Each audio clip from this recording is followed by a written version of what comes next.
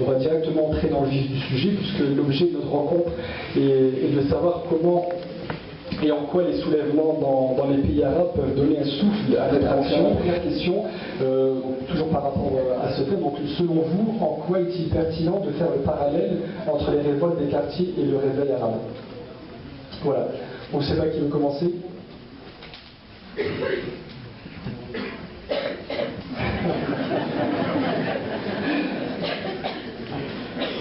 Pour moi, il n'y a pas encore assez de rapports.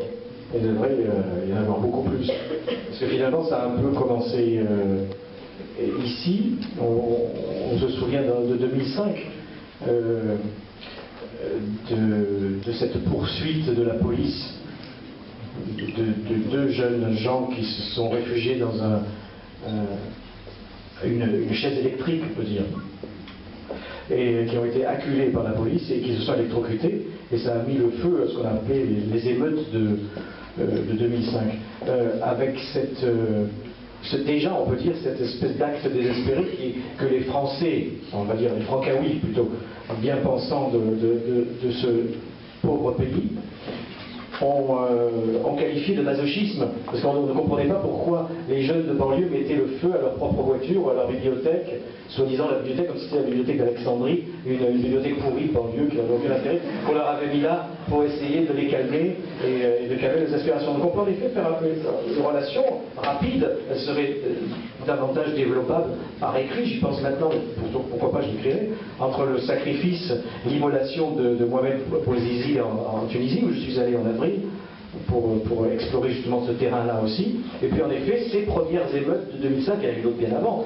mais qui ont été quand même un premier essor. Moi j'y ai cru beaucoup, enfin, j'étais très enthousiaste de cette époque de 2005, parce que je suis pour l'insurrection, moi, je suis pour la révolution, je suis cohérent, j'ai toujours été un pro-révolutionnaire, donc je continue à l'être.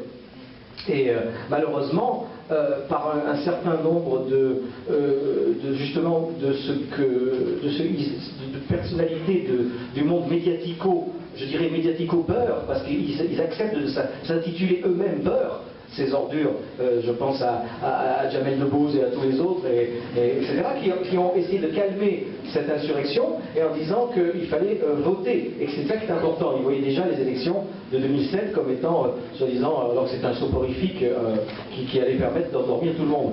Donc sans cette participation des médias d'abord et de la culpabilisation et des jeunes émeutiers, jeunes ou moins jeunes d'ailleurs, qui par désespoir mettaient justement le feu à leur propre biens, les petits biens qu'ils pouvaient avoir, eh bien ça c'est mort dans l'œuf. Et c'est vraiment dommage. Parce que si on garde le terme de révolution, d'ailleurs on pourra en parler avec Tariq qui préfère celui de soulèvement, par exemple dans les pays arabes. C'est la deuxième question. Tout à fait. Donc on en parlera tout à l'heure. Mais il faut bien comprendre que toute révolution, appelons-les pour l'instant révolution, elles ont un prix. On le voit d'ailleurs en Syrie, et quel prix. Donc on ne peut pas faire l'économie de cet affrontement contre la répression de la révolution quand on veut la faire. Donc évidemment, moi j'aurais rêvé qu'il y ait des déferlantes d'émeutiers qui en 2005 ne se contentent pas évidemment de brûler leur voiture, mais qui viennent brûler les voitures qui sont sur les Champs-Élysées déjà. Vous voyez, ils descendent tous, beaucoup de jeunes gens descendent le week-end sur les Champs-Élysées, mais c'est pour aller, ils s'arrêtent au Quick, et puis ils vont s'acheter des Nike, et puis ils vont comme ça, voilà. Moi j'appelle pas ça vraiment une révolte. Il fallait se servir des Champs-Élysées comme un toboggan pour venir et pour tout foutre en l'air en 2005. C'était vraiment une... Écoutez, l'essentiel a été dit. Essayons de commencer par ce qui nous arrive ce soir et sans rentrer dans le détail, on a parlé à l'extérieur, on est allé devant la salle qui devait nous accueillir ce soir. Et il se trouve que nous sommes ici parce qu'on est reçus très amicalement et fraternellement par l'Institut. Mais il se trouve qu'on devait être dans une salle de la municipalité, on devait être dans une salle publique et qu'à un moment donné, on retire la parole à des individus, à des personnes, des citoyens ou des intellectuels qui doivent s'exprimer librement. Et que c'est ça le point d'accord. C'est ça aujourd'hui qui doit nous faire réfléchir à quel est le lien entre des populations au sud de la Méditerranée, en Afrique du Nord, au Moyen-Orient qui se lèvent, et quel est le lien entre une conscience aujourd'hui française qui dit au pouvoir, parce que finalement, ce qui est le lien, c'est interpeller les pouvoirs. Interpeller les pouvoirs en disant à tous les dictateurs, les êtres humains que nous sommes ont une dignité, et cette dignité, elle doit être respectée, on se soulèvera. On ne lâchera pas prise des populations. Après, avec au-delà des orientations politiques, après on peut rentrer dans les détails, mais on s'est aperçu qu'en Tunisie, en Égypte, aujourd'hui on vient de parler de la Syrie, mais on oublie encore le Bahreïn, on oublie en même temps ce qui est en train encore de se... Je veux dire, on est au bord de la guerre civile en Libye. La situation est extrêmement grave, ce sont des gens qui payent de leur sang, qui payent de leur vie, qui payent de leur être quoi. Le fait de dire au pouvoir, nous voulons la liberté, la dignité et le respect de notre vie et de nos familles. Et qu'à partir d'un certain moment, chaque société doit trouver pour le citoyen ou les citoyens les armes de cette affirmation-là. Et ce qui aujourd'hui est en train de se passer dans les pays du Sud, des populations qui se lèvent et qui se lèvent au prix de leur vie, et on sait combien certains payent par la torture, par l'exécution sommaire, par le silence complice, parce qu'encore aujourd'hui, un certain nombre de pouvoirs nous expliquent combien ils sont pro-démocratie, qu'ils aiment les peuples, au premier rang desquels le pouvoir français ou le pouvoir américain, qui pendant des décennies ont soutenu les dictatures, les pires des dictatures. Et qu'à partir d'un certain moment, ça nous renvoie à nous ici, eh bien, le fait de dire, c'est la même chose que nous voulons. Ce que nous voulons ici en France, c'est la dignité, c'est la liberté et c'est le respect de notre être. Et qu'à partir d'un certain moment, on ne peut pas se permettre, quand on est une municipalité au service des citoyens, d'offrir la parole aux uns et de la retirer aux autres dans le déni de droit et la discrimination. On ne peut pas traiter les gens en répétant systématiquement « ils sont d'origine immigrée, donc pas complètement français » et on aurait un autre traitement pour les autres. On ne peut pas mentir de cette façon-là. Et moi, ce qui m'intéresse, à partir de ce moment-là, c'est de me mettre de l'autre côté. Non pas dans l'attitude de la victime, mais plutôt en posant les trois questions fondamentales. J'aimerais vous dire une chose parce que moi ça m'intéresse. Moi je suis engagé comme un être humain ou comme un citoyen, mais aussi comme un être d'éthique et de responsabilité. C'est-à-dire il y a une éthique là derrière et il y a même une spiritualité.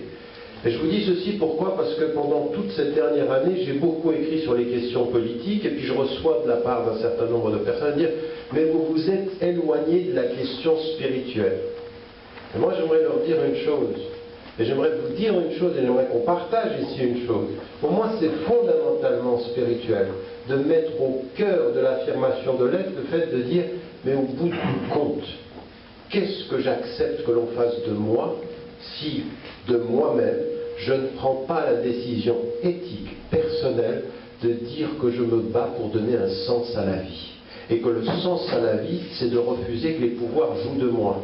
Et que pour moi, c'est ça qui est déterminant. Cet acte de refus, c'est un acte spirituel majeur. C'est le sens contre la manipulation. C'est la dignité contre le mensonge. C'est la transparence contre la corruption. Et qu'à partir d'un certain moment, c'est le dire aussi au gouvernement français, parce que, encore une fois, moi je ne suis pas français, la moitié de ma famille est française, mais parfois quand je viens en France, je dis bonne chance. Parce qu'entre le choix que vous avez, entre le choix que vous avez aujourd'hui, il y a vraiment à se faire du souci. Et à partir d'un certain moment, quand on a le choix que de cela, ben, il faut s'ouvrir les avenues d'autres choix. Il faut s'ouvrir des avenues d'autres choix. Il faut proposer autre chose. Il faut s'inscrire dans autre chose. Il faut contester cette espèce de jeu malsain dans lequel on nous met. À la limite, ils sont presque les deux semblables, les deux partis dominants, et la seule chose qu'ils nous disent aujourd'hui, c'est d'essayer de nous faire peur avec l'épouvantail de l'extrême droite et des populistes. Mais dans le fond, le discours des populistes est dans les deux autres partis de la même façon quand ça concerne la question de la dignité citoyenne. Donc pour moi, c'est poser les termes. Il y a des peuples dans le sud, moi je reviens de Tunisie, j'ai beaucoup voyagé dans le monde arabe ces dernières semaines, et je peux vous dire une chose, quels que soient les gens, alors il y a des gens qui sont plus ou moins religieux, mais au bout du compte, ce qui émerge, c'est que j'ai envie, moi, de faire aussi émerger de ce sud-là, c'est la vraie question du sens. C'est la vraie question de cette vie qui doit avoir un sens et dont le sens essentiel, ça doit être celui de la dignité. La deuxième des choses, c'est ce qu'a dit Nabil, et je crois qu'il faut le dire, devenir des sujets, devenir des personnes qui prenons en charge nos destins respectifs, et ça veut dire pour vous, encore une fois, je veux dire, dans toutes les salles dans lesquelles on va à travers la France, les salles sont pleines, vous êtes un nombre incroyable de personnes qui avaient aujourd'hui une conscience. Maintenant, il faut traduire la conscience qu'il y a quelque chose à faire avec la réalité concrète de ce qu'il y a à faire sur le terrain, de se mobiliser par rapport à ça, et de faire en sorte que votre voix soit entendue. Et puis, dernier élément qui fait le lien, c'est que si nous voulons être en accord avec ce pourquoi les peuples souffrent dans le Sud, il faut aussi qu'on comprenne une chose. La justice que vous exigez dans le traitement de votre quotidien, elle doit être accompagnée de la justice que vous demandez à vos pouvoirs d'avoir par rapport au Sud. Tout est lié. Ne tombez pas, on ne doit pas nous tomber dans le piège de dire bon ben c'est notre société, c'est la France, c'est la lutte, les banlieues, tout ça. Les banlieues ne sont que l'expression d'une politique de discrimination vis-à-vis des uns et qui a justifié de la même façon, c'est la même logique qui justifiera qu'on soit du côté du pouvoir vis-à-vis des autres. Et la question de l'islam dans tout ça, c'est une imposture. L'islam, l'islamisme et tout ceci, on s'en moque. L'islam, quand ça rapporte, on est avec. L'islamisme, quand ça rapporte, on est avec. L'islamisme, quand ça résiste, on est contre. Avec ou sans Dieu, quand on est contre ce pouvoir, eh bien, on trouvera des pouvoirs qui diaboliseront l'opposition. Il faut aussi se rendre compte de ça, et à partir d'un certain moment aussi s'assumer dans ce que l'on a dans notre identité de citoyen, et puis complètement, et de le dire, il n'y a absolument aucun complexe à être un citoyen, à être un musulman ou musulmane, d'avoir une éthique. Ça ne nous met pas dans la marge de la société, au contraire, ça nous met au cœur du débat de société aujourd'hui. Pour continuer, oui, on va sortir un peu de la France, non, parce que c'est intéressant. On sait comment ça va tourner, de toute façon. L'élection, et puis pareil, voilà, vous obtiendrez rien comme ça. C'est ça que j'ai envie de vous dire.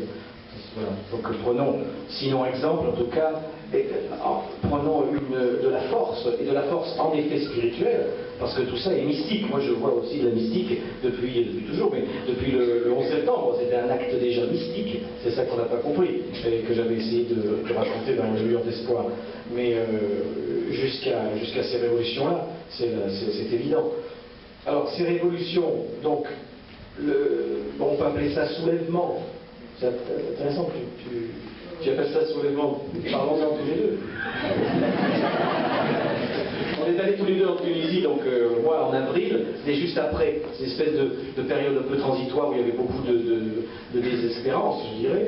Et toi tu en viens là, c'était plus déjà construit, il y avait déjà les élections qui étaient passées. Et non, si tu veux, moi, par rapport au mot soulèvement, il y a trois raisons qui me font dire qu'il faut se méfier de ces termes et qu'il ne faut pas aller trop vite dans l'usage des termes. Le premier, et ça a surpris beaucoup de monde, et il y en a certains qui sont partis en disant Tariq, il est dans la théorie du complot, il est en train de ne pas reconnaître au peuple le pouvoir de renverser. Nous sommes tous, je crois, parenthèse ici, des farouches opposants à la théorie du complot, que ce soit. On a besoin d'en parler. Donc, même s'il y en a qui pensent ça, ils ont tort. Non, mais...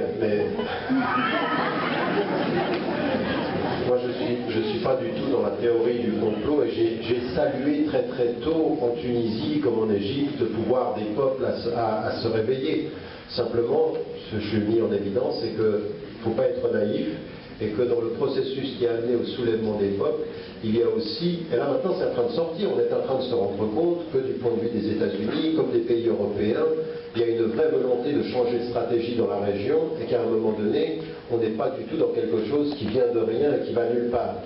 Et donc ça, c'était la première question, on lui dit attention, une révolution qui serait du peuple par le peuple transformant tout le régime, on n'y est pas encore. Ça c'est un. La deuxième des choses, c'est pourquoi je mets en cause ceci, c'est de dire observons ce qui est en train de se passer. Et ce qui est en train de se passer, à l'exception de la Tunisie, où on a l'impression que le processus est le plus avancé, où on a encore stabilisé les choses, même si quand vous y êtes en Tunisie, vous vous apercevez qu'on est dans la polarisation, encore là maintenant c'est tout à fait réel sur le plan du terrain entre les plus laïcs et puis les nouvelles tendances jusqu'aux salafis littéralistes, on s'aperçoit que c'est très très tendu, mais que ceux qui ont gagné les élections, c'est pour ça que c'est le pays le plus avancé, ceux qui ont gagné les élections, c'est les trois partis islamistes et les deux laïcs qui ont dit on ne s'en sortira pas seul. On doit travailler ensemble. Le parti de Moncef Marzouki, le président, celui est un catholique, dont le président de l'Assemblée constituante, et puis le Nordin, ensemble, ils disent il faut qu'on travaille ensemble. Donc c'est là où on a le plus de stabilité, et on s'aperçoit en même temps que les indicateurs que nous avons, c'est que jusqu'aux États-Unis, il y a aujourd'hui des transferts de fonds, la volonté de faire intervenir la Banque mondiale, le Fonds monétaire international pour soutenir ce projet-là. Et ma question par rapport aux autres pays, c'est de dire, mais regardez les autres pays. Dans quel autre pays aujourd'hui on peut dire qu'il y a un processus révolutionnaire qui est même pas simplement abouti, mais qui est déjà qui serait déjà dans le processus. Regardez l'Égypte. L'Égypte s'est tenue par l'armée et on est dans une situation extrêmement difficile. Je le disais en Libye, on est à deux doigts d'une guerre civile, en tout cas les milices ne veulent pas rendre des armes, et derrière cette espèce d'apparence de considération politique, qu'est-ce que l'on a? Eh bien on a aujourd'hui la mainmise par les États-Unis, par l'Europe, sur le pétrole. J'aimerais quand même vous dire que vient des États-Unis une information tout à fait intéressante, c'est que quand l'Europe dit on va boycotter le pétrole iranien, eh bien l'une des informations c'est de dire que l'une des sources d'approvisionnement c'est déjà la Libye. C'est-à-dire que la Libye, on peut prendre des décisions sur le pétrole iranien en considérant que la Libye c'est déjà une propriété privée, ou en tout cas acquise. Ça quand même, ça vous pose des questions en disant attention, alors où est la révolution dans ces autres pays? Et certains vont même jusqu'à dire, et moi j'ai écrit là-dessus en disant il se pourrait que l'exemple de la Tunisie soit l'arbre de la réussite qui cache une forêt d'échecs, une forêt de reconsidération, raison pour laquelle je ne parle pas de révolution, je parle de processus de soulèvement, et je questionne. Et la troisième des choses, c'est le troisième point, je dis se pourrait effectivement que nous soyons simplement en train d'assister, non pas à une espèce de mouvement révolutionnaire, comme on a parlé d'effet domino, mais à une espèce de jeu d'échecs, où on est en train de repositionner les pions dans une espèce de compétition majeure entre la Russie, la Chine, les nouveaux acteurs et les anciens. Ce sont des questions que je pose, mais à l'heure où nous parlons, les faits ne me donnent pas tort. Tout à fait d'accord. Donc vous aurez compris qu'on est un peu du Tunisie-file, tous les deux, parce qu'en effet, par notre expérience, on s'aperçoit que c'est de là, d'abord que c'est parti, que c'est là qu'était on peut dire la révolution et l'essor révolutionnaire le plus sincère et le plus en cours de réussite. Car, en effet, ce ne sont pas des révolutions à proprement parler, mais ce ne sont pas non plus seulement des soulèvements, moi je dirais que ce sont des décapitations. C'est-à-dire que ce qu'il y a de commun dans tous ces mouvements auxquels on a assisté, c'est qu'ils ont décapité le chef. C'est-à-dire que les chefs sont tombés quand même. Donc que ce soit Ben Ali, Moubarak, Kadhafi et Bachar, qui va évidemment tomber aussi. Donc c'est quelque chose qui est tout à fait le contraire de ce qui s'est passé par exemple pendant la Révolution française, où les révolutionnaires ont d'abord pris la Bastille en 89, et ils ont coupé la tête de Louis XVI 3 ans et demi après. Donc ils ont fait d'abord la révolution, et après ils ont décapité le pouvoir. Là c'est ça qui est surprenant, et qui en effet leur pose à tous, chacun dans leur pays, les vrais insurgés, on peut dire ceux qui sont non manipulés, non instrumentalisés, c'est de comment faire une révolution après avoir décapité le pouvoir. Voilà, c'est ça. Alors, ensuite, ce que tu as dit au début, et que tu reprends ici, sur cette espèce en effet de peur de l'islamisme. Et ça, il faudrait en parler, puisque ne serait-ce que sur la Tunisie. Ce qu'on disait, moi j'ai des amis tunisiens qui me l'ont bien expliqué. La propagande française, en particulier occidentaliste, voulait faire croire que ces révolutions n'étaient pas du tout contre l'Occident. et qu'elles étaient tout à fait pour justement avoir une démocratie à l'occidentale. Évidemment, c'est faux. Ça c'était vraiment pour les retardataires d'ici ou justement les complotistes minables, etc. Donc, ils disaient toujours, les Occidentaux, nous avons soutenu les dictateurs car ils sont un rempart contre l'islamisme. Et là, il se trouve un renversement assez merveilleux par la victoire de l'Arda et des autres partis aussi laïcs qui sont obligés de s'associer pour justement faire avancer les choses.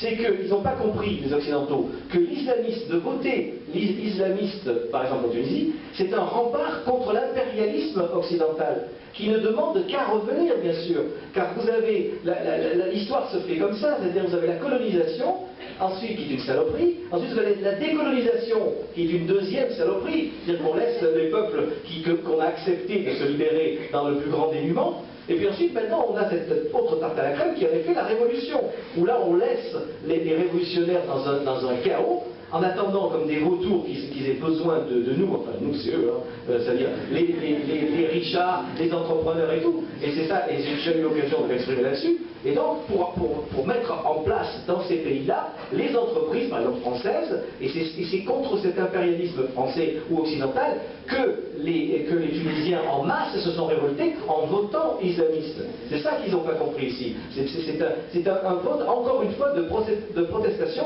et de refus de l'occidentalisation et pour récupérer une dignité, bien sûr, et une identité musulmane, ce qui est la moindre des choses quand on est musulman dans un pays musulman.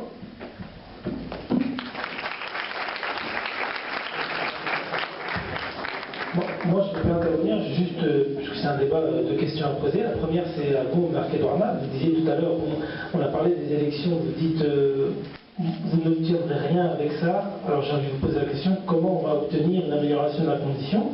Premier élément, parce qu'on est nombreux à penser qu'en utilisant l'arme du vote d'abolition, on est en capacité de pouvoir sanctionner un certain nombre de partis politiques et d'essayer d'avancer dans une espèce de citoyenneté où on a envie d'améliorer tout simplement la situation à la fois des banlieues et de l'islam en général. Donc la première question. La deuxième question va être, si c'est possible, alors certes, on voit en Égypte un processus révolutionnaire inachevé et une espèce de récupération du processus par l'armée. Mais est-ce qu'il est possible de faire les choses différemment? À savoir que si véritablement le peuple souhaite aller jusqu'au bout de sa logique, c'est-à-dire de se libérer de l'armée, on a l'impression qu'on risque de verser dans une espèce de guerre civile où l'armée, évidemment, maintiendra absolument ses privilèges, et c'est soit le peuple contre l'armée de manière frontale et brutale, avec le risque d'une guerre civile, ou bien les partis politiques qui ont été élus, qui sont dans un espèce de jeu d'alliance objective, d'attentisme provisoire, qui fait qu'on ne peut pas... Enfin, j'ai envie de dire, c'est peut-être une situation qui ne nous satisfait pas, mais est-ce qu'il est possible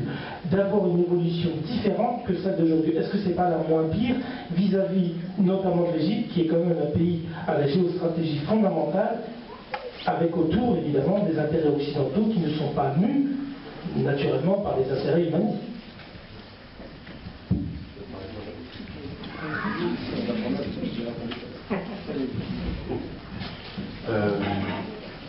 Non, bon, il faut faire attention à nos niveaux d'analyse. Mon niveau d'analyse au départ, il est celui-ci. Moi, ce que j'avais essayé de faire dans l'ouvrage, j'ai essayé de faire un travail qui était d'accompagnement et de comprendre ce qui est en train de se passer. De mettre en évidence aujourd'hui que tous ceux qui pensent que le pouvoir américain et les pouvoirs occidentaux, d'un point de vue général, n'étaient pas au courant ou ont été complètement surpris par les mouvements et le soulèvement, sont des personnes qui ne lisent pas les faits et qui ne sont pas au courant de ce qui se passait en Amérique. Encore une fois, dire ça, ça ne veut pas dire ne pas reconnaître le pouvoir des peuples à faire tomber Moubarak. Ça n'a pu avoir lieu que parce que le peuple vivait dans la pauvreté, avait en face de lui la corruption, que ce pouvoir était un pouvoir finissant, que Gamal Moubarak était un corrompu, tout ça on est bien d'accord. Donc il y a bien un mouvement populaire qui se soulève, mais il y a aussi un changement de stratégie américaine dans la région parce qu'on ne peut plus continuer à fonctionner avec les régimes de cette façon. Et tout à coup, on a un mouvement, un soulèvement. Est-ce qu'on apprend après, je veux dire, même au plus haut niveau du pouvoir français, qui a été complètement disqualifié en Tunisie. J'ai été complètement surpris. Aujourd'hui, quand je vais en Tunisie et que je dis les Américains étaient complètement impliqués dans le départ de Ben Ali vers l'Arabie Saoudite, mais personne ne le conteste. Personne ne m'a dit c'est complètement faux. Parce qu'effectivement, les Américains ont pris de vitesse les Français sur cette question. Ils ont empêché qu'il aille en France, exactement. Voilà. Donc, ce qui d'ailleurs était pas une mauvaise idée, parce que là on aurait bien vu que la France était une saloperie, puisqu'il accueille le dictateur après lui avoir proposé ses services pour mieux tabasser les types dans la rue par Michel Allemari. D'accord, je lui avais proposé. Finalement, nous sommes tout à fait dans la nuance. C'est très intéressant ce débat ce soir.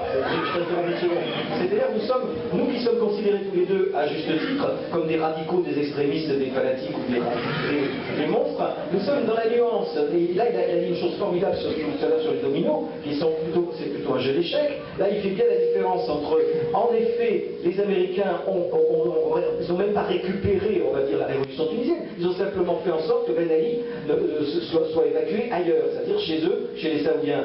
Mais ça n'a rien à voir avec l'Égypte. Ça n'a rien à voir avec la Libye, ça n'a rien à voir avec la Syrie. C'est ça la grande bouillie, la grande bouillasse médiatique qu'on essaie de vous faire ingurgiter, c'est de mélanger toutes ces révolutions. C'est pour ça que moi je m'en tiens à la Tunisie, parce que c'est là où je suis allé, c'est sur ça que je vais faire un livre. Mais c'est très très très juste, ce qui s'est passé en Égypte n'a rien à voir avec ce qui s'est passé en Tunisie, et n'a rien à voir avec ce qui s'est passé en Libye et en Syrie. Voilà, c'est seulement ce phénomène de décapitation qui a été visible pour tous. Mais il faut bien séparer les choses, décoller comme ça les peaux les unes des autres pour arriver au cœur. Oui, alors là, sur ce point-là, je suis d'accord. Je pense qu'il faut qu'on étudie au cas par cas. Même si, sur la question de la décapitation, moi je suis prudemment optimiste là-dessus, parce qu'on peut faire tomber une tête et maintenir le régime. Aujourd'hui en Égypte, ce qui est la réalité, c'est le maintien du régime militaire. Or on sait, quand on étudie le fait militaire en Égypte, qu'il y a eu un vrai conflit intérieur entre ceux qui voulaient garder Moubarak et garder leurs privilèges, et ceux qui voulaient jeter Moubarak mais garder le privilège de l'armée. Et nous en sommes là.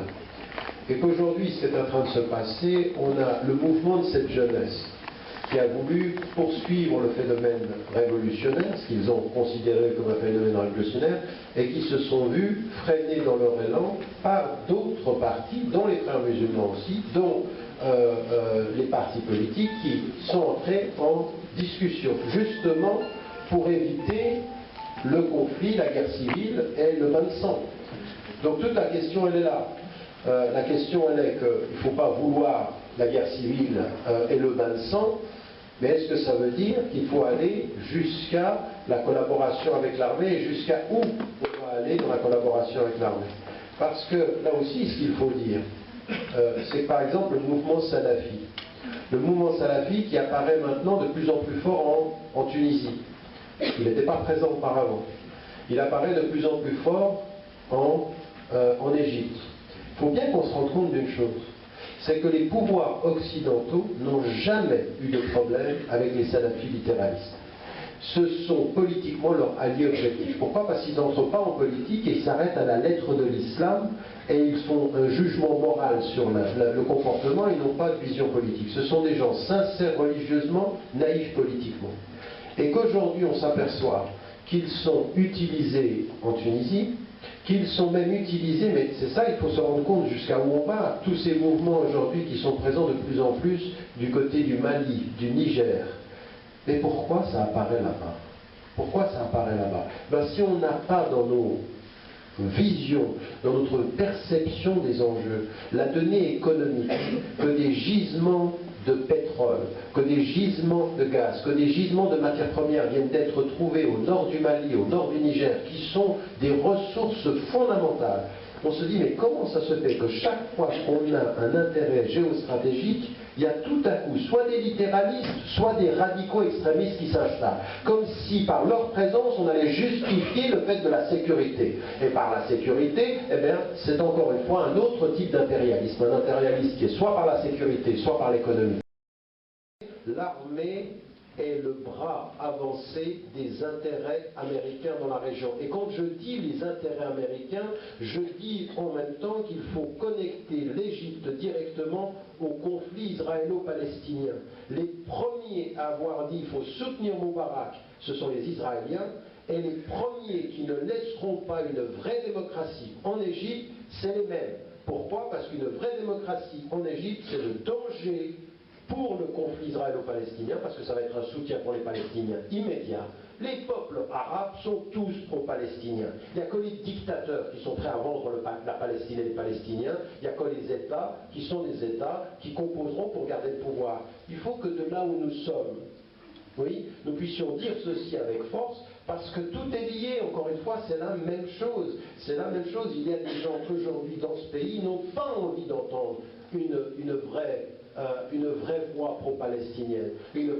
Et donc, encore une fois, pour pouvoir être libre de le dire, il ne faut quand même pas se compromettre avec l'armée, sous prétexte que l'armée va être la garantie des Et l'armée n'a rien d'arabe. Ce n'est pas un problème arabe, c'est un problème d'armée. C'est une révolution contre l'armée, en fait, qu'il faudrait faire. C'est ça. C'est pour se révolter contre toutes les armées qui répriment. C'est arrivé, par exemple, souvenez-vous de Poutine, qui est un soutien, enfin un peu moins, paraît-il, aujourd'hui, de Bachar. Il n'a pas hésité, lui, dans une logique de répression, en 2004, à l'école de Beslan, en Ossétie du Nord, il a donné un assaut où il y a eu 350 civils morts, dont 200 enfants, je sais pas, en quelques heures. Donc proportionnellement, c'est ça. Et très juste aussi sur Israël, c'est l'intérêt évidemment des dictateurs. Et la Syrie elle-même est très bien choyée par Israël. Israël ne demande qu'à maintenir Bachar al-Assad au pouvoir. Il faudrait quand même que ceux, les pro-Bachar, qui sont des complotistes et qui font de la contradiction, du paradoxe, en soutenant un dictateur laïque et son armée répressive, uniquement au nom de sa soi-disant résistance à Israël, en quoi Bachar al-Assad a résisté à Israël? En 2007, il s'est reçu des bombes que Israël lui a envoyées sur ses sites d'uranium, il n'a pas bougé une oreille. Il a fermé sa gueule, il n'a rien fait contre Israël. C'est parce que là, on arrive aussi à un problème aussi spirituel. Il y a une grande mode aujourd'hui, j'allais arriver peut-être jusqu'à Lille, de certains parigots, de pseudo-intellos, qui tout à coup se découvrent un amour du chiisme. Alors il y a moi-même, il me donne des leçons de chiisme, en disant que c'est merveilleux les chiites et tout ça. Moi je connais bien le chiisme, je suis allé à Najaf, je suis allé à Kerbala, j'ai vu les tombeaux de Hussein, d'Ali, et je sais très bien, et quand on voit le cimetière de Najaf, en effet il y a de quoi être impressionné. Et il n'y a pas de contradiction non plus viscérale, je trouve, à faire, en tout cas de mon point de vue de blanc chrétien byzantin, entre les chiites et les sunnites. Mais si je suis objectif, parmi les chiites que prônent aujourd'hui tous ces qui ne sont même pas ni pro-Kadhafi, qui ne sont pas des pro-Assad, qui ne sont pas des pro-Moubarak, qui sont juste des pro-armées, des pro-police, qui sont du côté de la matraque, et bien chez tous ces gens-là, ils sont incapables de se connaître l'histoire du chiisme résistant à Israël. Qui a été vraiment résistant à Israël parmi les chiites? Eh bien c'est le Hezbollah. C'est Nasrallah qui a foutu une bonne raclée en 2006 aux Israéliens qui ont d'abord commencé par bombarder le Liban. Rappelez-vous. Et ils sont tombés sur un os. Et ils sont... il a tort. Et d'ailleurs, il a de plus en plus de mal à maintenir cette contradiction. Je suis d'accord. Tandis que si on regarde ceux qui ont vraiment mis la pâtée à Israël depuis 40 ou 50 ans, c'est tous des sunnites. En passant par de Ben Laden, d'abord Nasser, Ben Laden, Zarqawi, Saddam Hussein, Kadhafi, etc. Donc il faut être juste aussi. Il faut savoir où sont les ennemis. Eh bien les ennemis, ils sont du côté de la répression. Et on ne peut pas considérer que par exemple les Syriens, ou le gouvernement syrien aujourd'hui est un résistant au nouvel ordre mondial en massacrant et en réprimant son peuple. Ça ne suffit pas, si vous voulez, pour être résistant. Moi je pense que ceux qui sont du côté du pouvoir, quel qu'il soit, sont toujours des collabos. Et ceux qui sont contre le pouvoir sont des résistants.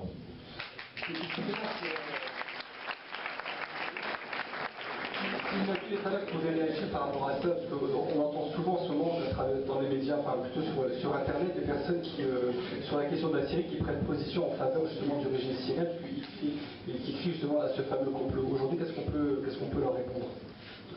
Très rapidement, moi je pense qu'il y a un certain nombre de principes à rappeler. Le premier, c'est quand même la nature absolument abominable du régime de Bachar el-Assad.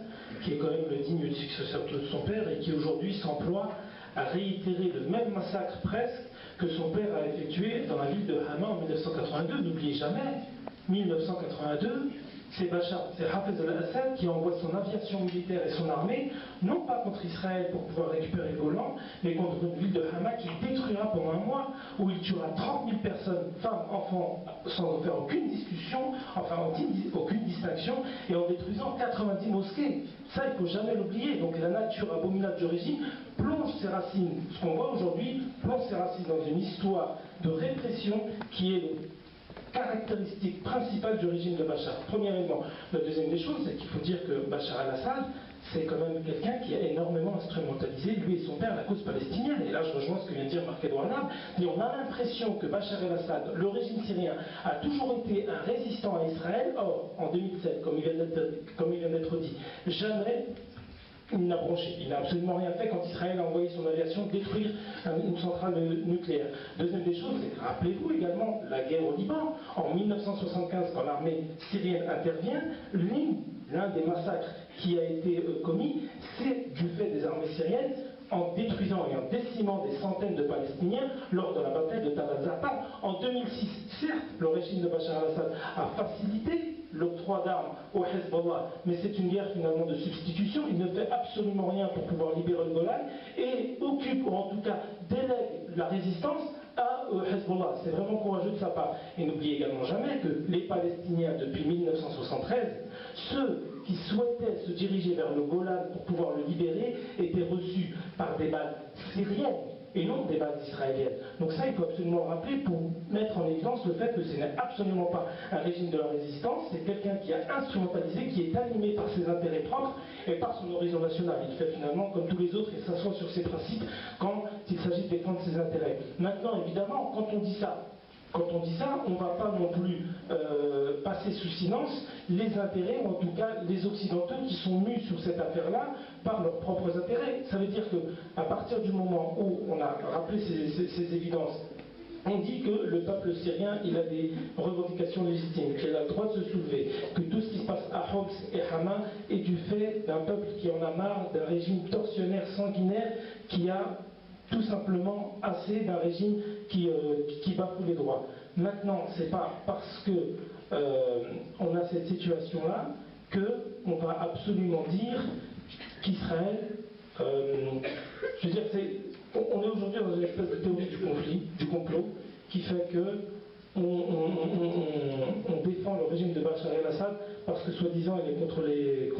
Et c'est parce que c'est à cause de la désinformation médiatique aussi. C'est vrai qu'il y a des informations médiatiques, c'est vrai que c'est écœurant la façon dont les médias soi-disant défendent des insurgés et en cachant complètement leurs exactions, puisqu'il y en a aussi. C'est ça qu'on... Vous avez vu dans l'affaire Jacquier, le journaliste, qui pour une fois, qui se faisait justement, lui qui était toujours du côté des insurgés, a voulu se faire embedded, on appelle ça, il se mettait du côté il voulait voir un peu ce qui se passait à Homs du côté du pouvoir. Et bien, il s'est reçu un tir de mortier dans la tronche et il en est mort, quoi. Et ça, on a essayé à ce moment-là de faire passer ça pour une manipulation du pouvoir horrible et manipulateur de Assad qui aurait fait semblant que ce soit des insurgés qui aient tué le journaliste. Et non, c'est vraiment des insurgés qui ont tué le journaliste. Ils n'ont pas non plus tué le journaliste parce qu'il était journaliste. Ils ont balancé une roquette ou un obus devant une maison où il y avait un rassemblement de gens qui étaient pour Assad. Ils se défendent comme ça aussi. Et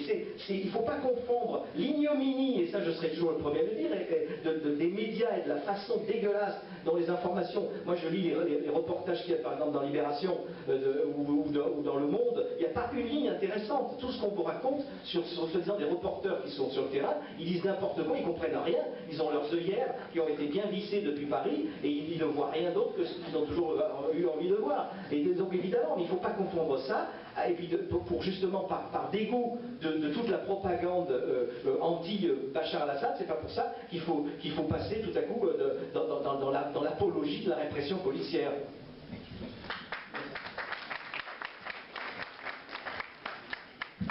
Oui, moi j'aimerais dire une chose par rapport à ça, parce qu'on pourra peut-être ne pas être d'accord, enfin on n'est pas tout à fait d'accord sur cette question-là, si j'ai bien compris. Moi Encore une fois, la situation syrienne est très très complexe. Alors, bon, moi, encore une fois, c'est une situation sur laquelle j'ai écrit dans l'ouvrage pour mettre en évidence un certain nombre de positions de principe qui me paraissent déterminantes. Puis ensuite, là encore récemment, j'ai dû écrire et répondre à un certain nombre de critiques qui me parvenaient. Ça vient partout, de tout le monde arabe et en même temps en Occident, où vraiment vous avez un certain nombre de personnes qui vous traitent de traîtres, qui vous traitent de lâches, qui vous traitent d'agents des uns et des autres. Donc je suis autant, dans cette question-là, je me suis fait autant traiter comme agent américain, qatari, israélo, lâche, quoi. Enfin, voilà. D'un côté, et de l'autre côté, comme quelqu'un qui était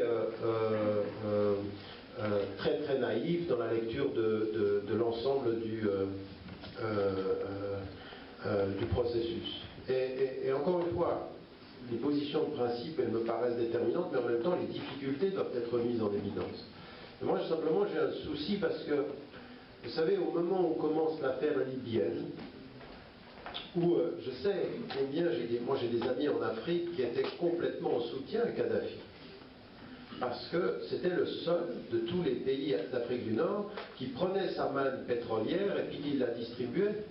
Et on sait en même temps que c'était un homme qui avait sur 4 chantiers qui était un vrai problème pour Israël, qui avait beaucoup d'intérêt en Afrique. Il faut se rendre compte, sur ce plan-là, moi j'ai été en discussion, en opposition avec Pierre Péan sur la question du Rwanda, mais dans son livre Carnage, il fait une très très bonne analyse. C'est pas le seul, il y a aussi un certain nombre d'analystes aux États-Unis qui font une analyse sur la présence israélienne en Afrique. Et l'un de ceux qui mettait à mal la politique israélienne en Afrique était Kadhafi. Ça vous donnera à comprendre pourquoi tout à coup on trouve Bernard-Henri Lévy comme amoureux des Libyens. Oui. Lui, il est amoureux, lui c'est un agent, je n'ai aucune hésitation à dire que c'est un agent intellectuel du Mossad israélien. C'est la figure intellectuelle qui fait la même chose. Il est là où il y a des intérêts. Tout à coup on le voit parler, critiquer le Pakistan au moment où le gouvernement israélien est en train de faire des accords avec l'Inde contre le Pakistan à ce moment-là pour diaboliser le Pakistan. Il a un positionnement intellectuel et politique pas très très loin de tout ce qui nous vient de Tel Aviv. Et il se présente comme un intellectuel français. Mais ça, laissons tomber ça parce qu'il n'est pas intéressant. Ce qui est le plus intéressant par contre, j'ai essayé de vous expliquer ce qui se passait en Libye, c'est qu'à un moment donné, vous entendez un dictateur qui dit qu'il va massacrer son peuple. Et donc, à un moment donné, moi j'étais dans une émission de radio et je mettais en évidence qu'il va le faire. Donc j'étais contre l'intervention de l'OTAN, évidemment, j'étais contre cette intervention-là, mais il fallait faire quelque chose pour protéger le peuple, parce qu'il allait les massacrer. Donc comment on fait?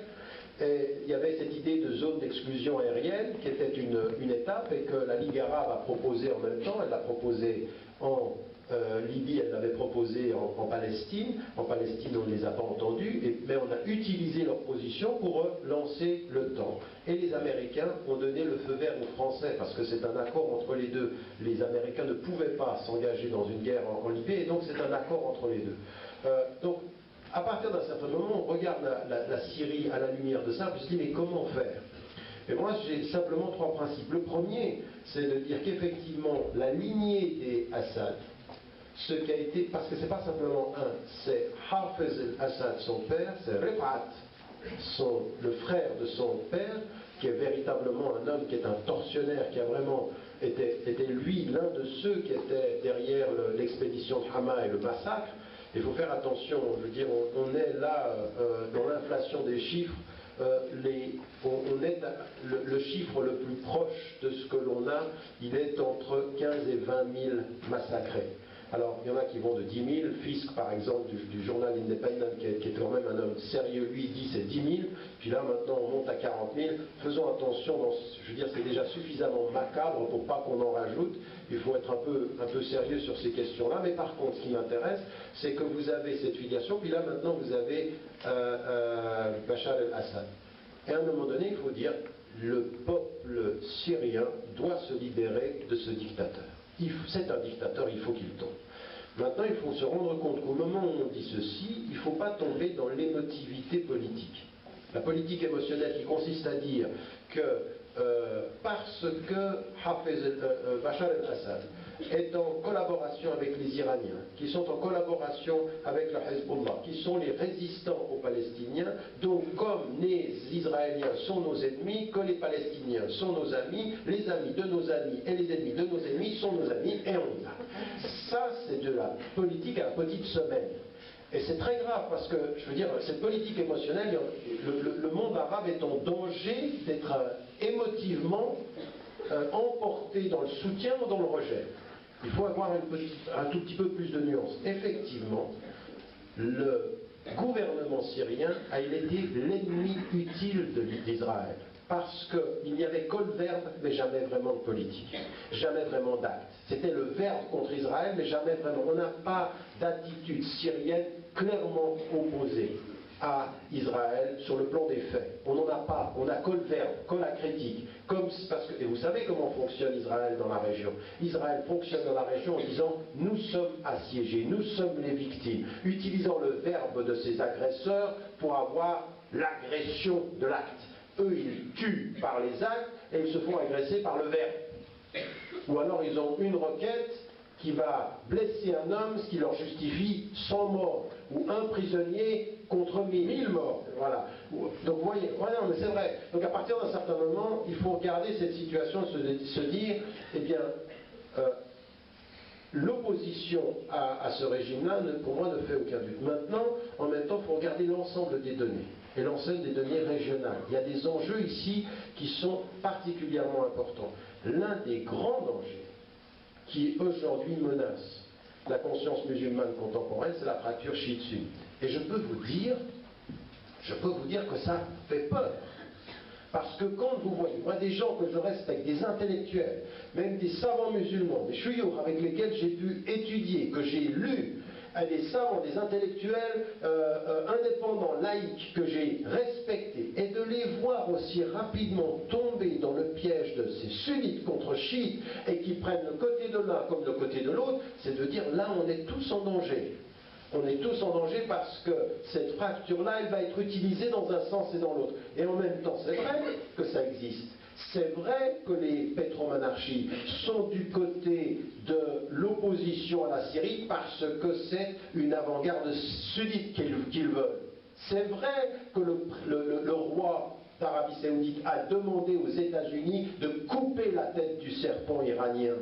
C'est vrai qu'ils sont dans cette position-là. Et c'est vrai en même temps qu'en Iran, aujourd'hui, vous avez une vraie campagne de propagande qui est pour le schisme. C'est vrai aussi que vous avez des courants. Et donc là, vous êtes dans l'obligation de faire un pas en arrière et de ne pas tomber dans ce piège-là en disant, aujourd'hui, il faut être du côté de la justice, il faut être du côté des peuples, il faut justement savoir déterminer qui est l'oppresseur, et puis il faut savoir aussi prendre position un tout petit peu subtilement et de ne pas tomber dans le piège dans lequel les grandes puissances sont en train de nous mettre, ou simplement cette idée de les amis de nos amis ou les ennemis de nos ennemis. C'est ça aujourd'hui qui est un tout petit peu délicat. Donc moi, le soutien au peuple syrien, il est clair.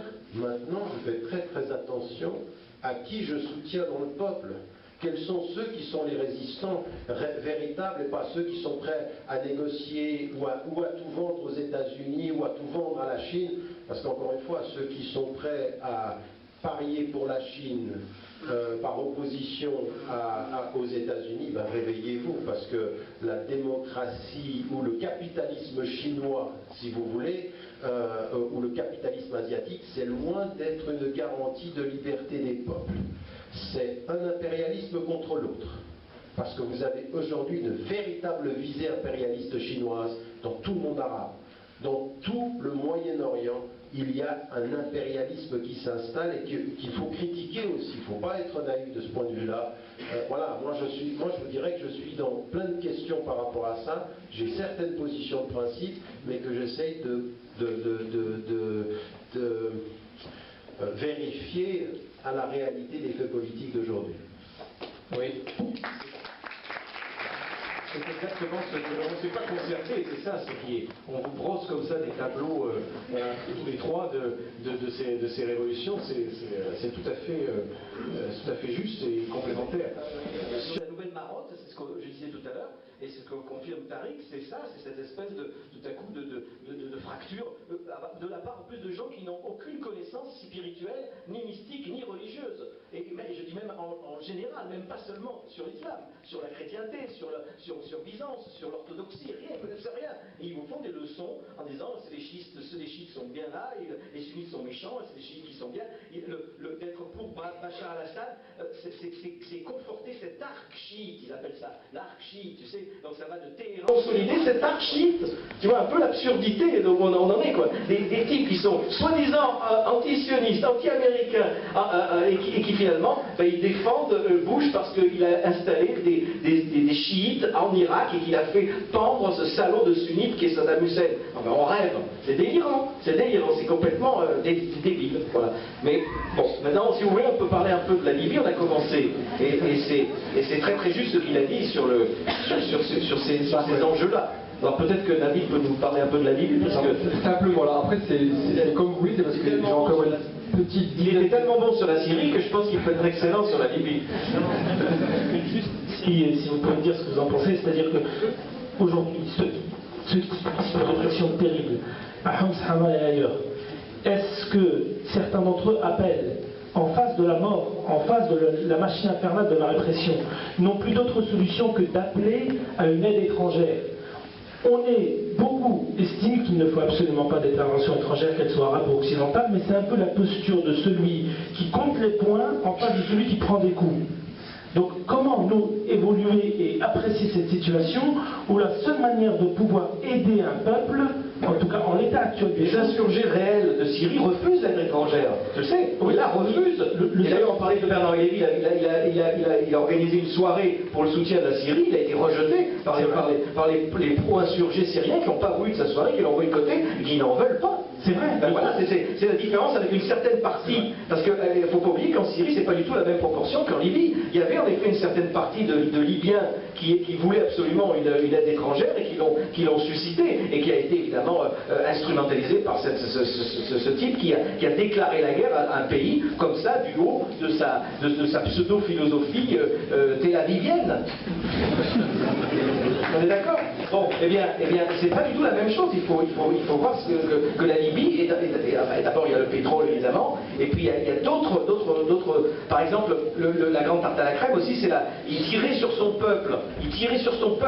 Bon, on sait pour l'instant qu'il y a 233 morts. qu'un bon dictateur, on va dire, vous comprenez ce que je veux dire, un bon dictateur, il réprime, comme Poutine, il réprime une révolte qu'il y a dans son pays. Pour l'instant, on n'a pas des preuves qu'il y a des milliers de Libyens qui ont été exécutés ou massacrés par Kadhafi, comme d'ailleurs, en revanche, Bachar al-Assad le fait aujourd'hui. C'est différent, là, les proportions et les enjeux sur le terrain sont complètement différents. La fameuse hantise du bain de sang de Benghazi. Il fallait absolument que l'OTAN intervienne pour empêcher le bain de sang de Benghazi. Alors ils se sont baignés dans ce bain de sang, tous les lévis, tous les lessionnards de Paris, etc., comme si c'était une baignoire remplie de sang, dans laquelle ils ont envoyé le bain de sang de Benghazi. Mais c'est quand même un procès d'attention. Est-ce qu'il y aurait eu un bain de sang réellement à Benghazi? Est-ce que ça ne devait pas être plutôt un massacre répressif de la police kadhafienne pour empêcher que ce noyau-là, comme Homs l'est aujourd'hui en Syrie, prenne plus d'ampleur et gagne tout le pays? C'est ça qu'ils ne savent pas, les soi-disant pro-libyens. Alors, je vous passe évidemment sur la défense de tout un tas de tortionnaires. On sait évidemment qui étaient les chefs de l'insurrection libyenne. Il les a pris directement chez les tortureurs d'infirmières bulgares. Hein, donc on sait qu'ils n'étaient pas complètement net de ce côté-là. Donc il faut faire attention que chaque pays a sa particularité, a ses enjeux et a son histoire. Et évidemment, le lynchage de Kadhafi, tout monstre qu'il ait été, et qui était un monstre partagé, puisqu'en effet il a fait beaucoup de bien pour l'Afrique, c'était un panafricain incroyable, qui a résisté aussi d'une façon invraisemblable à l'Occident pendant longtemps, bien qu'il ait de temps en temps évidemment baissé son froc et fait beaucoup de compromis. Et bien cette image-là, d'ailleurs, le fameux Bernard-Henri Lévy dont on parlait tout à l'heure, était très penaud lui-même. Il a écrit un texte absolument révoltant, où il a presque honte, où il se prend de pitié pour le pauvre Kadhafi qui a été lynché sous nos yeux, sodomisé, déchiqueté en direct, et lui-même il s'attendrit sur son fils, à qui il voit un destin shakespearien de revenir vers son père pour se faire tuer avec lui. Vous voyez, donc il faut faire attention à cette manipulation qui est toujours à la fois littéraire, parce que ça vient toujours de quelque chose de littéraire et de soi-disant lyrique, et qui transforme la réalité des faits. Il aimerait effectivement depuis plusieurs mois, il est dans la provocation, depuis plusieurs années, il est dans la provocation. C'est une provocation inutile. Là, on vient de me présenter une vidéo où c'est un peu délirant. Donc, j'ai pas de temps à perdre avec ça. La seule chose qui m'intéresse aujourd'hui, c'était que dans tout ce qui concerne le printemps 2012, tout ce dont on a parlé par ailleurs dans le mouvement qui s'est mis en place, c'est simplement un appel à la conscience citoyenne, de se rendre compte des enjeux aujourd'hui de ce vote, de ce que ça peut vouloir dire, d'être aujourd'hui un tout petit peu plus conscient de où sont les véritables alternatives. Donc, est-ce qu'aujourd'hui, entre ce que nous propose la droite ou la gauche, l'UMP ou le Parti Socialiste, est-ce qu'on est véritablement en phase d'alternative? Est-ce qu'à un moment donné, il ne faut pas se réveiller et puis se mobiliser? Maintenant, moi, j'ai absolument aucun problème si des citoyens, au-delà de tout ce qu'on a vu en Espagne, le mouvement des indignés, en Grèce et tout ceci, mais si des citoyens dans ce pays, que ce soit dans les cités ou les banlieues, que ce soit partout à travers la France, eh bien, à un moment donné, font entendre à la classe politique qu'on ne peut pas essayer de gagner des élections en niant le fait du manque de politique sociale, de politique éducative, de reconnaissance du droit et de reconnaissance de la dignité des peuples, et puis que des gens se lèvent en disant « Eh bien maintenant on ne vous laissera pas faire notre parole, il va falloir l'entendre », eh bien moi je suis bien entendu de ceux qui accompagneront et qui soutiendront n'importe quel mouvement de cette nature-là. La chose qui avait manqué à mon sens en 2005, c'est qu'il y avait en 2005 des mouvements et des émeutes qui étaient de casser mais sans qu'on réussisse à traduire ceci avec une conscience politique de à qui il faut s'adresser, qui il faut interpeller, comment est-ce qu'il faut le faire politiquement. Et aujourd'hui, c'est peut-être ça qu'il faut réussir à développer. Il faut passer de la résistance contre ou du refus à quelque chose qui est une force de proposition. Une force de proposition qui est une force de proposition qui va contester les politiques actuelles et mettre en évidence un certain nombre de priorités en termes politiques. C'est comme ça, en tout cas, que je conçois les choses. J'enchaîne avec une question qui est un peu similaire, c'est justement, est-ce que les soulèvements populaires qui sont non organisés et sans leader, qui sont forcément voués à l'échec? Ah non, ils ne sont pas forcément joués. Non, mais c'est l'une des raisons de leur succès a été effectivement d'être transverse, des mouvements transversaux de gens qui n'avaient pas forcément particulièrement une idéologie. Maintenant, à un moment donné, il y a plusieurs temps dans les temps des soulèvements. Il y a le temps de la mobilisation contre, il y a le temps de pouvoir dire aujourd'hui, moi je ne sais pas, tous ceux que je rencontre, par exemple en France, pas simplement en France, mais quand je me promène en Europe aujourd'hui, ou quand je vais même jusque aux États-Unis et que je rencontre des citoyens. Mais il y a une vraie conscience citoyenne de la part des citoyens qu'on est en train de jouer de la politique superficielle, de la politique culturelle, ce que moi j'appelle de la politique émotionnelle aussi. Il y a une vraie conscience qu'il y a quelque chose qui est un vrai mensonge, qu'il y a une vraie manipulation. Donc, cette idée qu'il y a quelque chose qui ne va pas, qu'il y a quelque chose d'inacceptable, elle est là, et je la rencontre tous les jours en France. Tous les jours, je vois des gens qui disent on se moque de nous, on nous manque de respect, etc., etc., etc. Après, dès qu'on a fait ça, dès qu'on a cette conscience-là, qui peut être le germe de la résistance à un moment donné, il faut construire autre chose. C'est-à-dire, il faut passer dans le deuxième temps, et c'est là que la force de la première étape peut devenir une faiblesse dans la seconde. C'est-à-dire, le manque de leadership pour résister ne peut pas permettre ensuite de concrétiser, de contribuer. Et c'est aujourd'hui ça qu'il faut constituer en France. En France, on a besoin d'un leadership, on a besoin de gens mais qui viennent aussi de la part de la base, c'est-à-dire que véritablement, on se prenne en charge et puis qu'on ait une vision de ce que l'on veut pour ce pays-là. Et aujourd'hui, et encore une fois, moi je veux dire, les gens qui ont envie de dire, moi je suis pour cette citoyenneté engagée, mais j'ai pas du tout envie qu'on traduise cette citoyenneté engagée comme une citoyenneté qui serait simplement la revendication des droits sociaux. Non, mais c'est une vraie question de sens. Pour moi, c'est une vraie question éthique. C'est-à-dire qu'il y a à la tête de ce pays des gens qui sont aussi des spoliateurs, qui sont des gens qui manipulent, qui sont prêts à promettre tout ce que l'on veut avant les élections et puis qui ne tiendront rien après. Donc à partir d'un certain moment, moi, ce qui m'intéresse, c'est de mettre un peu d'éthique dans la politique. C'est de mettre de l'éthique dans l'engagement social.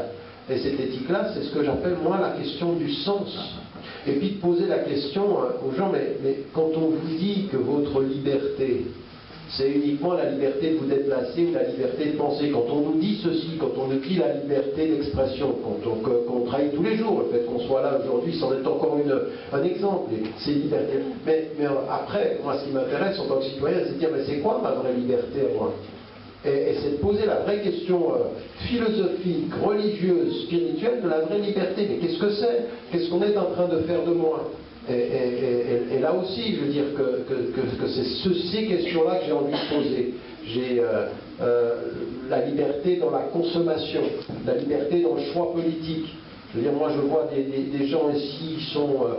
souvent ils viennent vers moi et disent « Ouais, ce que tu dis sur l'islam, sur notre religion, c'est bien. » Mais ils ne voient pas le lien entre ce que je suis en train de dire, libérer sa conscience, devenir un sujet, poser la vraie question au nom de ce que je crois, j'ai peur de personne. Au nom de ce que je crois, je fais attention à ce que je mange. Au nom de ce que je crois, je fais attention à ce que je consomme. Parce que là, tout à l'heure, on rigole parce que Marc-Edouard Lam cite un certain nombre de personnes qui sont d'origine immigrée, et puis il y en a qui sont venus à moi et qui sont venus me dire mais comment est-ce que tu fais pour parfois les critiquer? Parce que moi, je demande aux gens, faites attention, ayez la conscience éveillée. Sachez que parfois certains vous font rire, qui endorment votre conscience. Sachez que certains passent par l'humour et vous font passer par l'humour une espèce de conscience qui est plus du tout libre.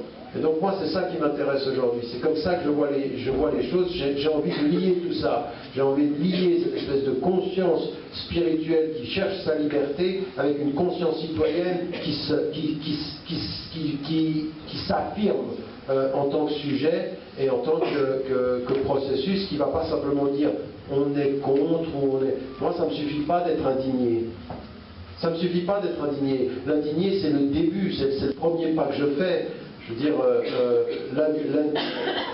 si vous voulez, l'indignation, c'est l'adolescence de la conscience politique. Après, il faut devenir adulte. Et pourtant, c'est très adolescent et ça a été lancé par un vieillard. C'est un vieillard qui est toujours adolescent, qui pourtant aurait dû comprendre quelque chose au monde. Il ne suffit pas évidemment de s'adminer, tu as tout à fait raison. Oui, sur l'humour, juste précisons. Juste les Guignols, souvenez-vous les Guignols, ils faisaient parler la marionnette de Ben Laden comme un épicier arabe, comme eux imaginent qu'un épicier arabe du Maghreb, d'origine du Maghreb qui se vit en France parle. Ils en faisaient, c'était ça le cliché. C'est ça. Alors que c'est un Saoudien apatride révolutionnaire on ne peut pas le comparer à un épicier arabe tel qu'il est vu par un petit Français qui fait des gags tous les soirs sur Canal+, la pire des chaînes, bien sûr. Sans esclavage. Alors, s'il vous plaît, voilà, il y a un bruit de fond qui vous empêche de vous concentrer. Bon, d'abord, simplement une chose. Encore une fois, moi, j'accepte la critique et j'ai sans doute... il y a sans doute des défauts, des défaillances et des manquements dans mon engagement, ça je le conçois tout à fait et j'ai aucun problème à reconnaître que ce soit possible, simplement essayons d'être précis. Je ne pense pas qu'on puisse dire aujourd'hui, en Belgique comme d'ailleurs en France, que ceux qui sont les responsables de la discrimination par rapport à l'école ou par rapport aux institutions soient uniquement et exclusivement des Belges de confession musulmane, que ce soit des patriotes. Qu'il y en ait, c'est une évidence. Et qu'il y en ait qui collaborent, c'est une évidence. Mais ça reste quand même une politique qui est liée à des tendances fortes dans la société. Et dans la société belge, vous avez un mouvement laïque, vous avez un mouvement vous avez aussi des gens qui sont des populistes, vous l'avez dans la partie flamande, vous l'avez dans la partie francophone, et vous avez un vrai silence par rapport aux partis, et parmi ceux-là, les principaux partis qui sont dans la discrimination et qui l'acceptent. Donc je crois qu'il faut reconnaître qu'il y a des possibles collaborations, il ne faut pas dire qu'ils en sont les principaux responsables. Pourquoi est-ce que je dis cela? Parce qu'à partir d'un certain moment, il faut se mettre du côté, et c'est ce que j'ai essayé de faire depuis une vingtaine d'années en Belgique, comme je le fais en France, de se mettre du côté de ceux qui résistent et qui demandent l'application des droits égalitaires pour tous. Voilà, moi je me place de ce côté-là. Que je travaille avec des associations, évidemment. Que je travaille même avec des politiques, évidemment. La question, elle n'est pas celle de la résistance, pour moi, elle n'est pas de chercher des ennemis puis tirer à vue.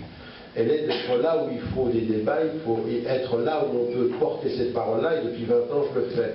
Est-ce que c'est efficace suffisamment? Vous avez l'air de dire que c'est complètement inefficace, que c'est même carrément contre-productif. Peut-être. Peut-être que ça l'est. Le constat que je fais après 20 ans, c'est que de tous ceux avec lesquels j'ai marché, ceux que j'ai accompagnés, eh bien, il y a une conscience qui s'est élargie. Moi, ce qui m'intéresse à partir d'un certain moment, c'est pas d'être la voix ou le représentant moi, je suis le représentant de personne. Ce que j'essaye simplement de traduire, c'est un message qui est fondé sur des valeurs et un message de résistance aux injustices. Maintenant, il appartient aux citoyens belges comme aux citoyens français d'être des citoyens responsables et qu'à partir d'un certain moment, je ne sois pas un arbre qui cache une forêt, mais qu'à un moment donné, la forêt se fasse voir, que la forêt se fasse entendre. Et si aujourd'hui, cette parole n'est pas suffisamment entendue, c'est pas parce que Tariq fait mal son travail, c'est parce que les Belges feraient bien de parler. Comme les Français d'ailleurs. Non, comme les Français d'ailleurs. C'est tout, à partir d'un certain moment, il faut prendre ses responsabilités. Juste une chose, parce que moi, je ne voulais pas... Non, mais c'était adressé à Marc. C'était adressé à Marc-Edouard Nab, et lui, il a considéré que la question était confuse. J'ai entendu, j'ai débattu et on a eu une discussion avec Michel Collomb sur ces questions-là. Et c'est un lien aussi avec votre question. C'est une évidence aujourd'hui que le traitement de la question syrienne au Moyen-Orient est lié à la question iranienne, et que la question iranienne est liée à la question syrienne, et que toutes les deux sont liées au conflit israélo-palestinien. C'est une évidence. Et donc aujourd'hui, l'idée, moi je pense, contrairement à ce que vous dites, et ça me permet aussi je pense à l'analyse des faits. Pendant les premiers mois, et c'est pour ça que je dis, si vous voulez, c'est pour ça que je mets en évidence que il faut faire attention aux théories de complot dans tout ceci, parce que autant il y a eu des préparatifs, autant l'administration Bush a annoncé depuis 2003, nous allons vers la démocratisation, autant il y a eu ceci, autant il y a un pays, au départ, où on ne voulait pas ce qui s'est passé, à mon sens, et c'est là où je suis en désaccord avec Michel Collomb, c'est dans un premier temps, et les États-Unis, et l'Europe, et la Chine, et la Russie étaient d'accord sur une chose en Syrie, c'est la réforme du pouvoir de l'intérieur, sans qu'il tombe. Parce qu'effectivement, pour moi, Bachar el-Assad était l'ennemi utile d'Israël. Et qu'à un moment donné, c'est le peuple, dans son courage, qui a remis en cause cette stratégie. Et il a fallu du temps aux Européens et aux Israéliens comme aux Américains pour essayer de constituer, de voir avec quelle opposition on pouvait jouer. Et donc il a fallu du temps. Et tout à coup, pendant des mois, on n'avait personne. Pendant 8 mois, on n'avait personne. Et tout à coup, vous avez la France, puis les États-Unis qui soutiennent le Conseil. Parce qu'ils pensent qu'ils vont pouvoir composer avec les forces d'opposition et leur division. Donc à mon sens, la stratégie a changé par la volonté, le courage du peuple. Ça, c'est l'interprétation que je fais aujourd'hui, tout en considérant effectivement que tout à coup, il y a des opportunités de voir la situation régionale changer et de pouvoir cibler les intérêts iraniens et l'Iran en tant que tel et l'isoler. Ça me paraît être une analyse qui a des fondements et qu'il faut regarder comme telle. C'est-à-dire qu'aujourd'hui, autant pendant des années, moi j'ai pensé qu'on ne pouvait pas imaginer une opération anti-iranienne, tellement l'Iran a des ressources et a des possibilités autant aujourd'hui, effectivement, régionalement, avec la nouvelle constitution de ce Moyen-Orient, il faut se poser des questions. On va vers quelque chose qui n'est pas du tout improbable. Ça, c'était sur la première question qui me paraissait... et je pense qu'il y a un lien, et donc, mais je ne suis pas tout à fait d'accord avec l'analyse de Michel Collomb, qui lui va loin dans finalement un peu un soutien, un soutien au pouvoir. Et ça en imaginant ce qui va se passer après, ça répond aussi un peu à ce que vous disiez tout à l'heure. C'est-à-dire qu'on imagine, ça va être le chaos, après il va y avoir des conséquences des révolutions, des soulèvements ou des décapitations, comme vous voulez. On les imagine, on spécule dessus, et finalement, en direct, dans le temps réel, on ne fait rien contre ce pouvoir. C'est ça, en effet, qui nous gêne. Je trouve finalement qu'on n'est pas si nombreux à avoir cette position très nuancée et très forte, et je suis très content qu'on puisse l'exprimer ce soir publiquement tous les deux ensemble. C'est en effet pourquoi ceux qui seraient aptes, on va dire, à avoir les mêmes ennemis que nous, sont obligés de tomber dans une défense du pouvoir et de la répression au vu qu'elle serait un rempart, encore une fois, contre ce qui va arriver après, qui serait terrible, etc. Sur l'Iran, en effet, mais tout le monde parle au nom de l'Iran, au nom de ce que ferait l'Iran ou de ce qui va lui arriver. Mais est-ce qu'on a déjà le son de ce que pensent déjà les Iraniens, et on ne sait pas ce qu'ils vont faire, s'ils sont véritablement attaqués ou affaiblis. Parce que là, il y a toute une propagande, on a vu même des cartes dans le Figaro, vous savez, avec des missiles qui allaient directement d'Israël sur l'Iran dans les sites nucléaires, et tout le monde se trouve ça à la fois normal et tout à fait faisable. Mais est-ce qu'on a eu la réaction de l'Iran à ces cartes, à cette cartographie fantasmatique? Est-ce qu'on a eu? Non. Alors donc, avant de réfléchir et d'imaginer ce que vont faire les Iraniens ou ce qu'ils pensent, vivons déjà, essayons d'y voir plus clair dans cet imbroglio de soulèvement et de répression qu'il y a dans le Proche-Orient aujourd'hui. Juste quelques petits éléments. Je suis gêné par le fait de dire que le régime de Bachar al-Assad, je ne suis pas trop d'accord avec vous, est un régime de la résistance et qui fait partie de ceux qui résistent à l'ordre mondial dominant. J'en veux pour preuve ce qu'il a évoqué tout à l'heure en 2007, le fait qu'il n'est pas branché absolument sur une attaque israélienne. Le fait qu'en 2008 également, ne vous rappelez jamais, enfin il faut toujours se rappeler qu'en 2008, quand il est accueilli par les honneurs par M. Sarkozy lors du lancement du PN, il était à 2 doigts de signer un accord de paix avec Israël. Donc finalement, il est dans la contestation verbale, mais jamais dans la contestation réelle au niveau des faits. Et puis moi je ne pense pas que ce soit un résistant. Et puis il ne faut jamais oublier que quand il s'agit de défendre ses pauvres intérêts, de s'allier à l'axe américain, l'histoire de la Syrie le prouve. En 1990, les armées syriennes ont participé avec les Américains au fracassement de l'Irak. Donc tout ça pour moi, le fait de considérer l'Iran comme un pays de résistance est une vaste fume. Oui, excusez-moi, la Syrie est une vaste fumisterie. Deuxième des choses, c'est que par rapport à l'Iran, moi je suis davantage dans la position d'Alain Grèche, qui pense que finalement toute cette tension médiatique ou supposée réelle autour de l'Iran est un formidable dérivatif pour Israël. Puisqu'à partir du moment où la pression internationale s'accroît pour contester la réalité d'occupation, de la spoliation, de l'humiliation des Palestiniens, Israël sort à la carte de l'Iran en disant « Regardez, l'ennemi réel et l'ennemi israélien ». L'Iran, si elle a besoin d'une bombe, ce n'est absolument pas pour la jeter contre Israël. Exactement, c'est une arme de défense. Effectivement, parce que si l'Iran un jour attaquerait Israël, c'est comme un colonel français disait, elle serait vitrifiée avant même que la bombe atomique atterrisse sur Israël. Donc il n'a aucun intérêt à pouvoir le faire. Par contre, c'est un formidable dérivatif pour Israël.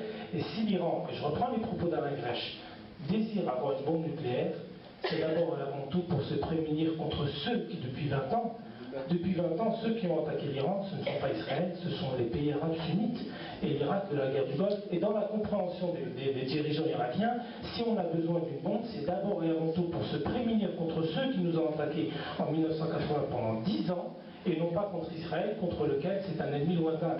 Et moi, ça je le dis, et je suis d'accord avec Alain Grèche, et là ce qui m'effraie, c'est ce qu'a rappelé Tariq tout à l'heure, c'est-à-dire que ceux qui appellent à couper le serpent, la tête du serpent, ce sont des pays arabes sunnites, et moi je suis totalement d'accord.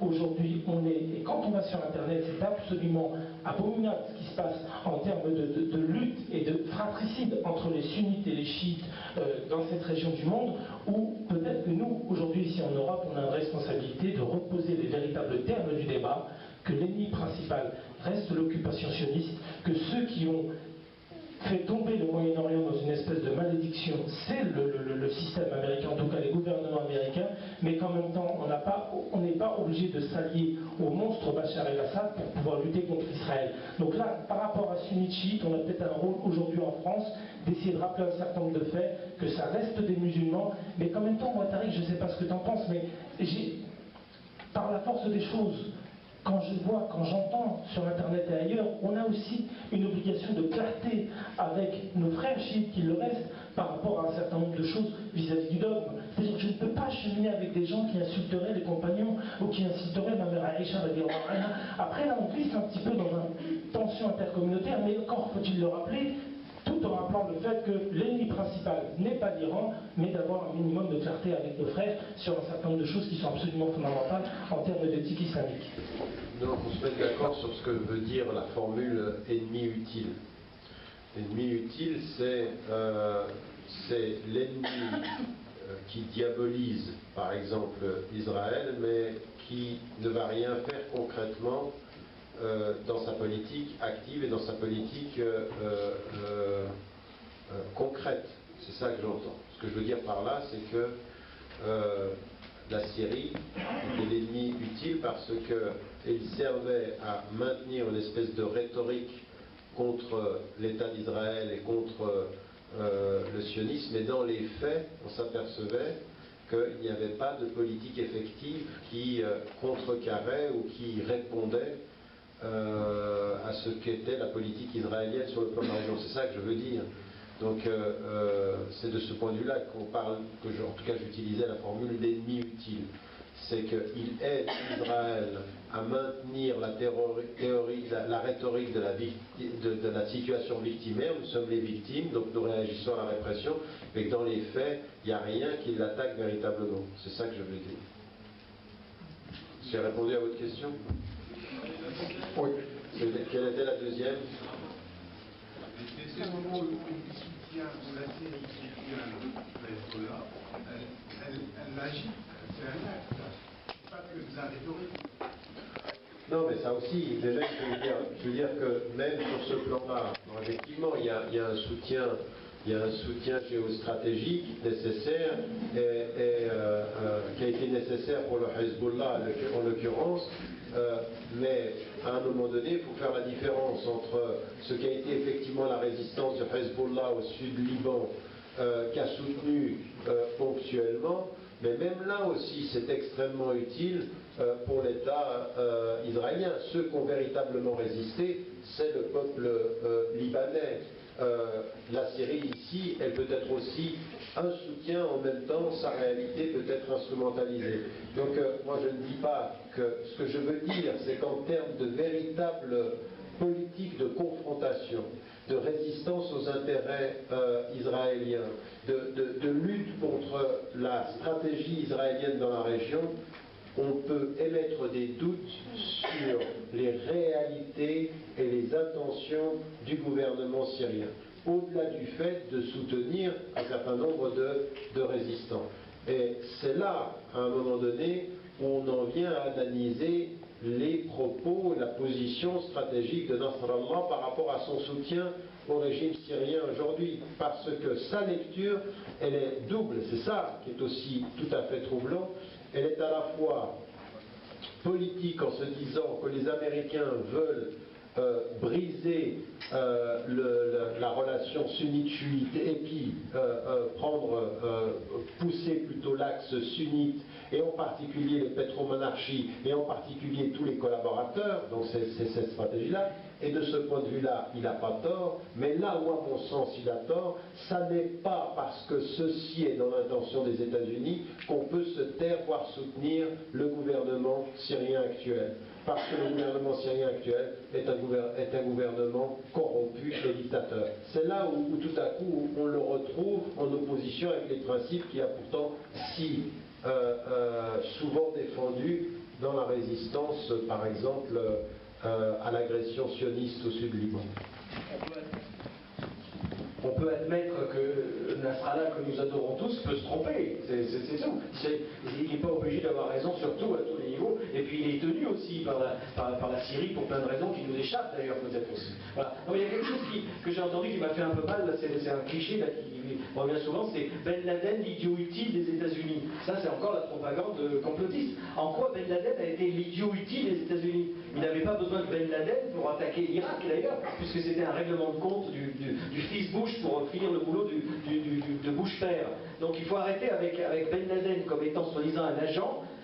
Moi j'ai beaucoup étudié la question, on croit évidemment que je suis dans une espèce d'idéalisation esthétique de Ben Laden, mais ça me rend dingue d'entendre encore des complotistes à la noix affirmer que Ben Laden n'existait pas, ou alors qu'il était un agent de la CIA.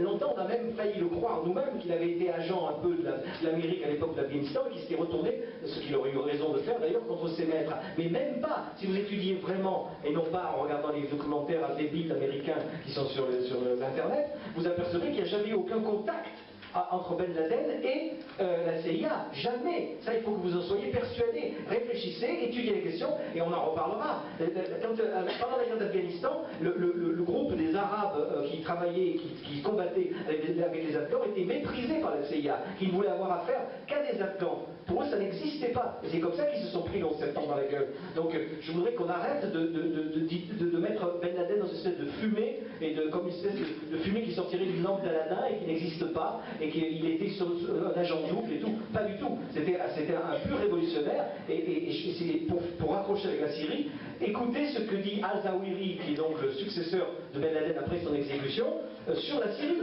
Et je ne vois pas comment il pourrait se tromper. Lui qui est dans Al-Qaïda, qui continue le combat qu'avait initié son ami et son collègue, on va dire. Donc ce que dit Al-Zawahiri sur la Syrie n'est pas inspiré, contrairement à la propagande qu'on fait croire, par les Américains ou par les Saoudiens, où il est absolument insoupçonnable, le discours d'Al-Zawahiri. Et ce serait bon de l'entendre un peu, parce qu'il dit des choses très intéressantes qui rejoignent d'ailleurs ce que nous disons nous-mêmes avec nuance sur le conflit syrien actuel. Si je peux me permettre, là je ne suis pas tout à fait d'accord sur cette question-là. Non, je ne suis pas tout à fait d'accord parce que... Une petite divergence finale, ça fait du bien. La directrice veut passer un petit message à la salle. Oui, s'il vous plaît, je ne suis pas la directrice, mais je suis professeur ici. Je demande à l'assistance, quelles que soient vos opinions, ce que vous pensez, il faut respecter les opinions des autres. Il vous appartient de ne pas être d'accord.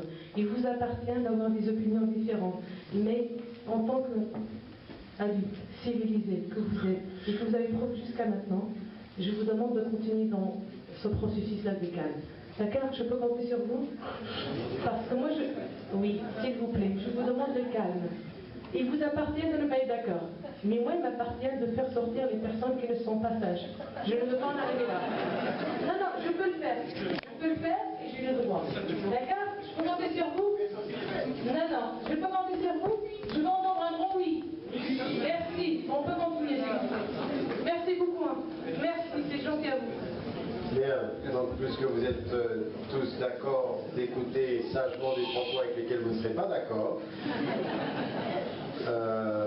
simplement une chose, là je ne suis pas tout à fait d'accord avec Marc-Edouard March, en particulier sur la personne de Oussama Ben Laden. J'ai étudié cette question et je l'ai étudiée pour ceux d'entre vous qui reviennent au livre que j'avais écrit qui s'appelle Être musulman européen. À l'époque, on est en 1995 ou 16. Quelqu'un du Nouvel Observateur vient et me demande de pouvoir parler de 30 mots. Bon, d'abord, il m'avait posé cette question-là. Ensuite, ils ne le publieront jamais, ce papier, évidemment. Et on parlait de Oussama Ben Laden, et à ce moment-là, j'avais fait effectivement des recherches et suivi. Et contrairement à ce que tu penses, effectivement, à mon sens, et sur le plan des faits, il est en contact avec les Américains, il est poussé par les Américains, et il a des contacts avec les Américains de façon assez claire. Donc, en l'occurrence, cette idée qu'à un moment donné, il va, avec les Américains, être un élément très très important de la stratégie américaine en Afghanistan, ça c'est ce que je défends.